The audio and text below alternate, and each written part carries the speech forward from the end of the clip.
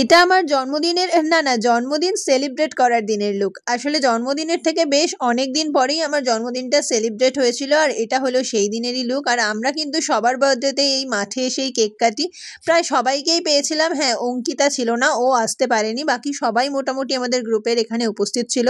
বেশ কয়েকটা ছবিও তুলে নিয়েছিলাম। আর আজকে কিন্তু আমাদের দুজনের জন্মদিন একসাথে সেলিব্রেট করা হচ্ছিল, কারণ আমাদের দুজনের জন্মদিনের মধ্যে ওই 7 দিনের মতন তফাৎ, তাই একসাথেই দুজনের জন্মদিন সেলিব্রেট করেছিলাম। আর দুজনের জন্যই কিন্তু ওরা গিফট নিয়ে এসেছিল, যেখানে ছিল একটা করে টিফিন বক্স আর একটা করে পার্স। দুটোই কিন্তু আমার ভীষণ দরকার ছিল আর ভীষণ ভালো লেগেছে।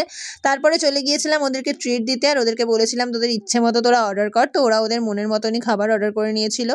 তো হ্যাঁ, অনেক ভিডিও পড়ে রয়ে গেছে, এটাও বেশ অনেক দিন আগেরই ভিডিও, এডিট করার সময় হচ্ছে না।